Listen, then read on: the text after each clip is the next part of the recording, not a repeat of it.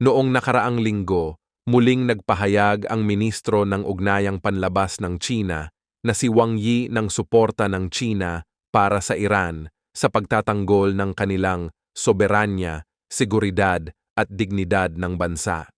Bagaman maaaring mukhang nakatuon sa kapayapaan ang ganitong pahayag, tila may halong pang-uudyok ang China sa lumalalang sitwasyon sa rehiyon imbes na magsulong ng diplomasya.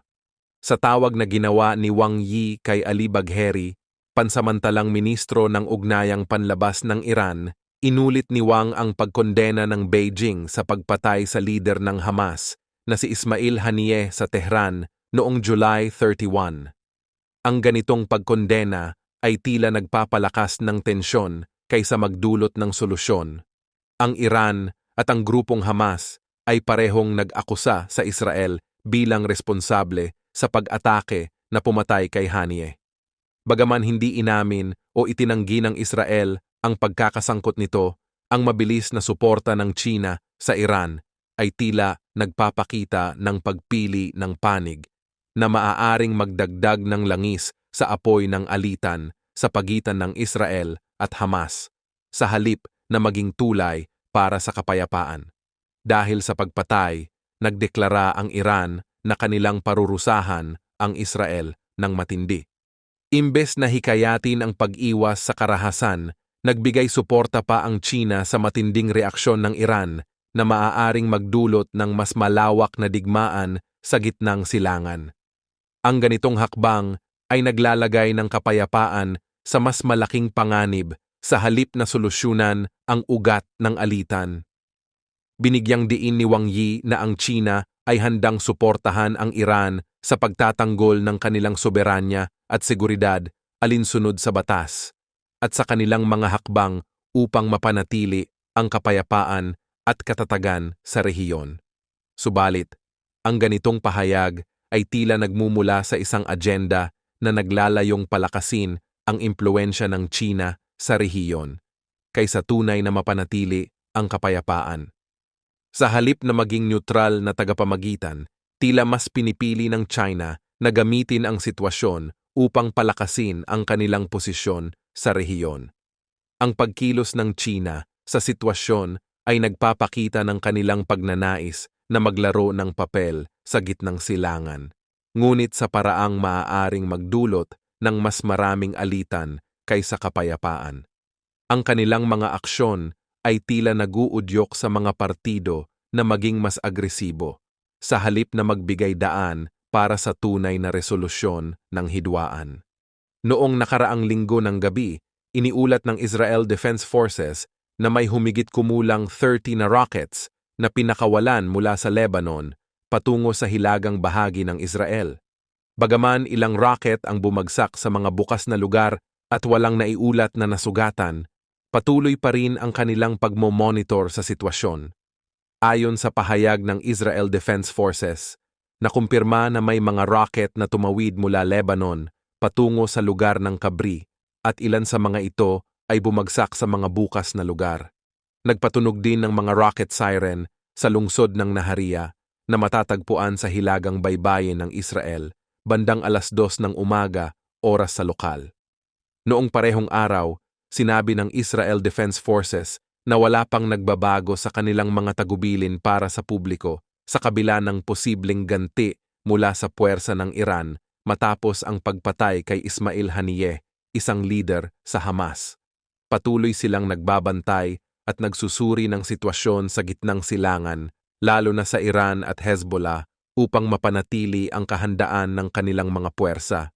Ayon kay Daniel Hagari, tagapagsalita ng IDF, mataas ang kahandaan ng kanilang mga puwersa at kung kinakailangan, agad nilang ipapaalam sa publiko ang anumang pagbabago sa mga tagubilin sa pamamagitan ng opisyal na mga channel. Samantala, ayon sa mga reports, ang intelihensya ng Israel ay nagbigay ng pagtataya na maaaring maglunsad ng pag-atake ang mga puwersa ng Iran sa loob ng ilang araw, bago pa man magsimula ang mga usapan sa hostage deal sa August 15. Dagdag pa rito, ayon sa mga ulat na kausap ni Israeli Minister of Defense Yoav Gallant, si US Defense Secretary Lloyd Austin noong linggo at ibinahagi niya na ang paghahanda ng militar ng Iran ay nagpapahiwatig ng kanilang plano para sa isang malawakang pag-atake. Habang papalapit ang mga nakatakdang usapang ceasefire ngayong linggo, nananatili ang banta ng pag-atake mula sa Iran at sa Hezbollah na suportado nito.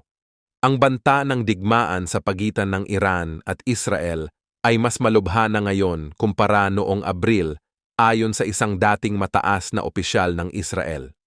Noong Abril, inilunsad ng Iran ang kanilang unang direktang pag-atake laban sa Israel sa pamamagitan ng pagpapakawala ng mga drone at missiles na nagtapos sa mga taon ng lihim na giyera sa pagitan ng dalawang bansa. Sa nasabing atake, wala pang papel ang mga kaalyado ng Iran tulad ng Hezbollah sa Southern Lebanon at ang mga Houthis sa Yemen. Ang atake ay naganap ilang linggo matapos ang isang pinaghihinalaang pag-atake ng Israel sa Syria na pumatay sa dalawang commander ng militar ng Iran. Ayon kay Brigadier General Zvika Haimovich, malaki ang magiging papel ng Hezbollah sa gagawing paghihiganti ng Iran ngayon. Hindi daw siya makaisip ng sitwasyon kung saan hindi gaganti ang Iran sa pagkamatay ni Haniyeh, na sinisisi ng Tehran sa Israel. Hanggang ngayon, hindi pa kinukumpirma o itinatanggi ng Israel ang kanilang pagkakasangkot sa insidente. Ayon kay Haimovich, maraming katanungan pa rin kung magkakaroon ba ng digmaan sa buong rehiyon.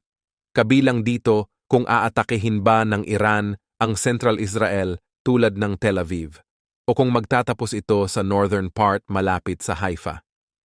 Ang isa pang tanong ay kung gagamit ba ng mas tumpak na missiles ang Tehran o kung magtatapon lang ito ng mga simpleng armas. Sa kasalukuyan, mataas ang tensyon at handang-handa ang mga puwersang militar ng Israel, kasama na ang Army, Air Force at Navy. Naghihintay ang lahat sa susunod na hakbang ng Iran na maaaring mangyari sa loob ng 48 hours o sa mga darating na araw. Samantala, nagpulong ang Pangulo ng Estados Unidos na si Joe Biden at Vice Presidente Kamala Harris kasama ang kanilang National Security Team upang pag-usapan ang sitwasyon. Ayon sa mga ulat, sinisikap ng G7 na hikayatin ng Iran na limitahan ang kanilang paghihiganti upang maiwasan ang mas malawak na digmaan sa rehiyon. Ang magiging tugon ng Israel ay nakasalalay sa kung paano magpapatuloy ang Iran sa kanilang planong atake. Sa isang panayam, sinabi ni David Petraeus, dating direktor ng CIA, na parehong sinusubukan ng Iran at Israel na iwasan ang isang ganap na digmaan dahil sa takot sa malaking pinsala na maaaring idulot nito. Naniniwala si Petraeus na ang Iran ay kailangang maghiganti sa pagkamatay ni Haniyeh, ngunit posibleng ayaw nito ng isang direktang digmaan laban sa Israel. Ganun pa man, mayroon ding mga eksperto na naniniwalang gusto na talaga ng Iran na magkaroon ng isang all-out war sa pagitan nila at ng Israel.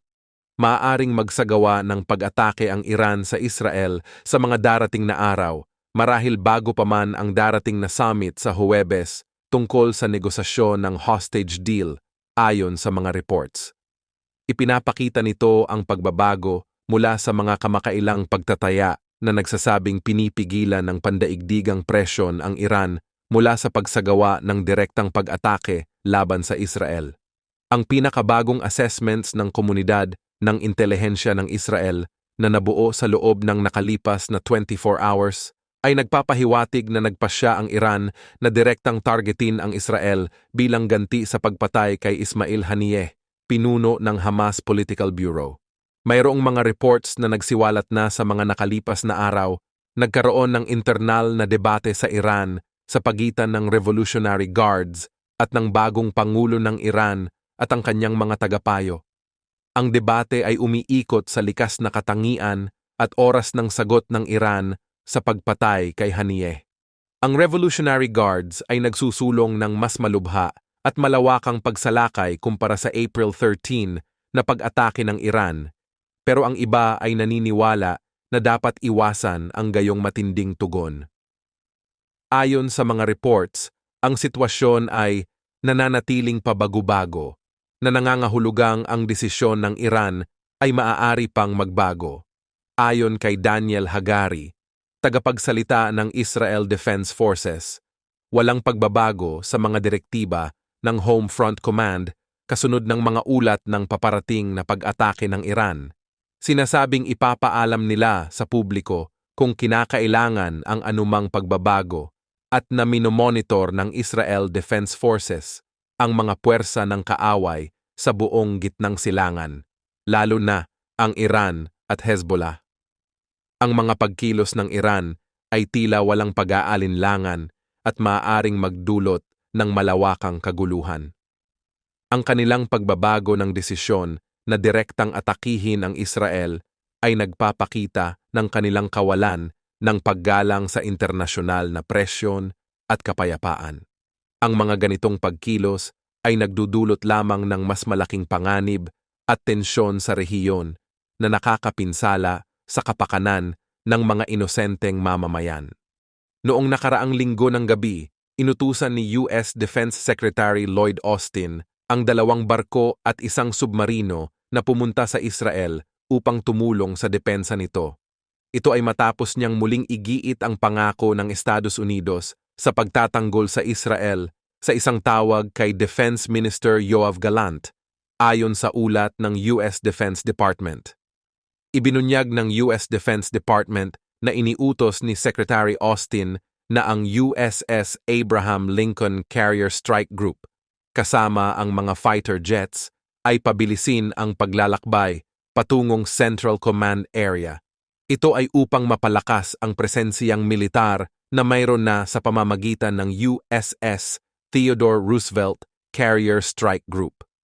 Dagdag pa rito, ipinadala rin sa rehiyon ang USS Georgia, isang guided missile submarine. Sa tawag, tinalakay din ni Secretary Austin at Minister Gallant ang patuloy na operasyon ng Israel sa Gaza. Binigyang diin nila ang kahalagahan ng pagpapababa ng bilang ng mga sibilyang naaapektuhan at pagpapalawak ng mga hakbang patungo sa isang ceasefire. Napag-usapan din nila ang pangangailangan na masiguro ang pagpapalaya ng mga bihag na nasa Gaza. Binanggit din nila ang mahalagang kooperasyon ng US at Israel sa pagpapanatili ng katatagan sa rehiyon, lalo na sa pag-iwas sa agresyon mula sa Iran, Hezbollah ng Lebanon at iba pang grupong kaalyado ng Iran.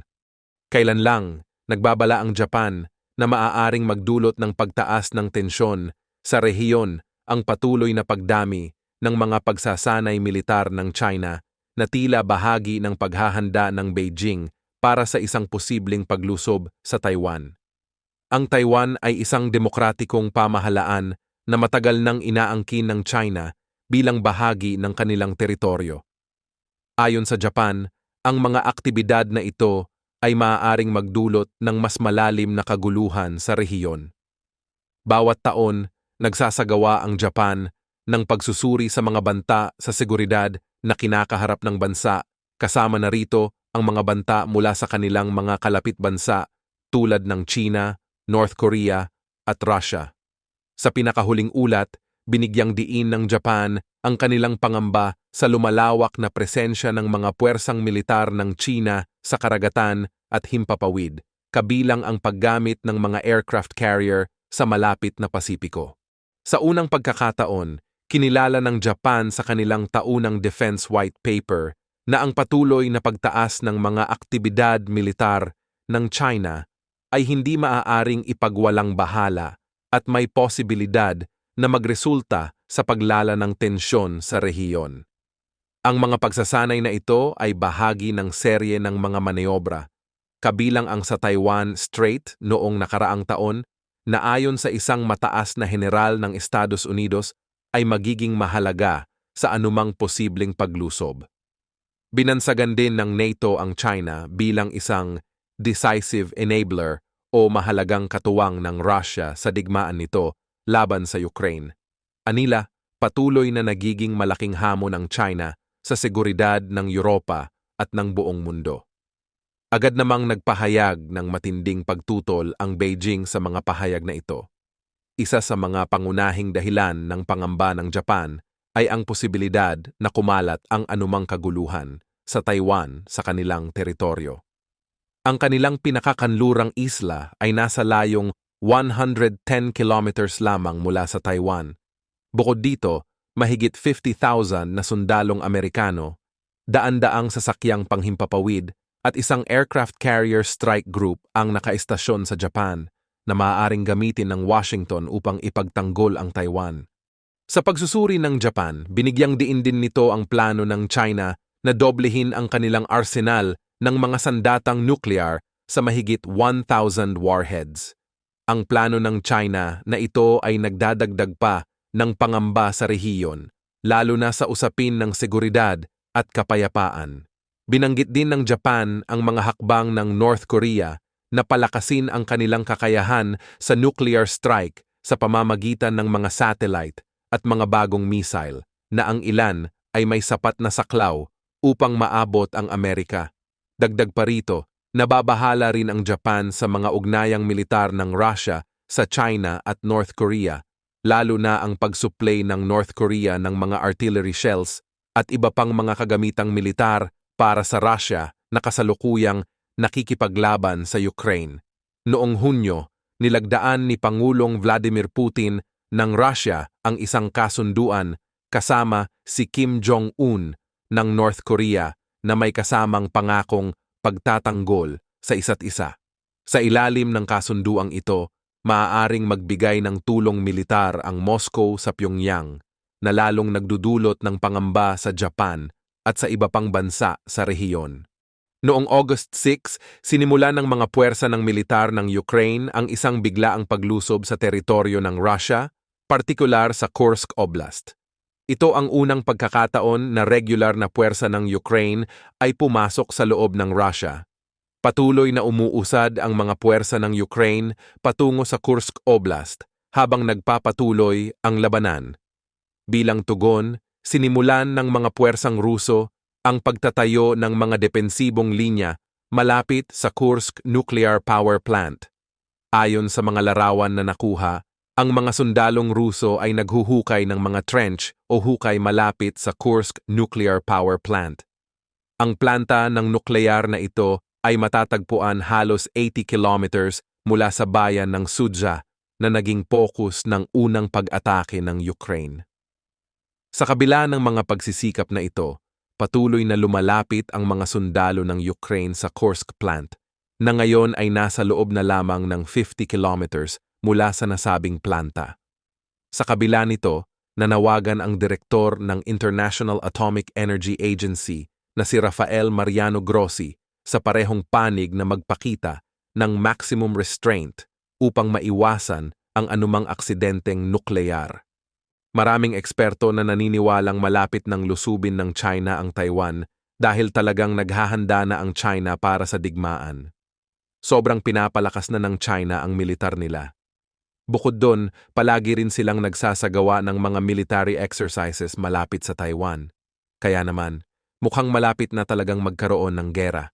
Ang patuloy na tensyon at pagtaas ng mga aktibidad militar ng China sa rehiyon ay isang indikasyon na seryoso ang China sa kanilang balak na pagsakop sa Taiwan. Ang mga eksperto ay nagbabala na ang maaaring pagsalakay na ito ay magdudulot ng malaking epekto hindi lamang sa Asia kundi pati na rin sa buong mundo. Posible kasing humantong ang paglusob ng China sa Taiwan sa isang world war.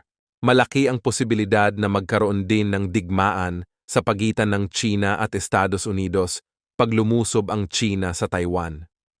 Habang patuloy na pinapalakas ng China ang kanilang militar at nagpapakita ng intensyong sakupin ang Taiwan, malinaw naman ang posisyon ng Estados Unidos na protektahan ang Taiwan bilang isang demokratikong bansa.